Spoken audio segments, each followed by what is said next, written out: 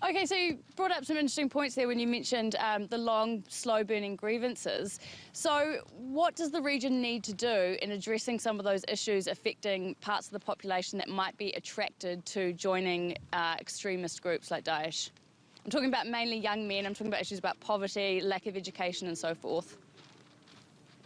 I don't think it's necessarily just to do with poverty or necessary lack of education. I mean, you have to remember that we have to address a narrative that is taking place in the region, which is incessant invasions, incessant bombings, all of this material that is being used by ISIS in order to attract foreign fighters. Moreover, when you have across Europe a rise of Islamophobia, you have Brexit, which was mainly a xenophobic-driven vote. When you have France, Francois Hollande, the former president, saying France is at risk of Islamic terrorism. When you have Angela Merkel saying that we discussed with President Erdogan how to fight Islamist terrorism, this rhetoric all feeds into ISIS's message, which is that the Europeans, they don't want you. The Westerners, they don't want you. Your home is with us. They feed on that identity. And I think one of the biggest evidences of this play on identity is in the reaction that many people have, for example, to this recent drama that's emerged from Turkey of Dirilish Ertuğrul, Resurrection Ertuğrul, which is providing this Islamic identity. The reaction to it shows there is a thirst for it.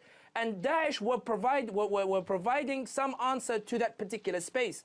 I'm not saying they appeal to mainstream Muslims or the like. What I'm saying is the defiance that they had to these particular regimes, to these governments that were causing oppression to these various different areas, that is the message that appealed to many of these people who jumped on the bandwagon.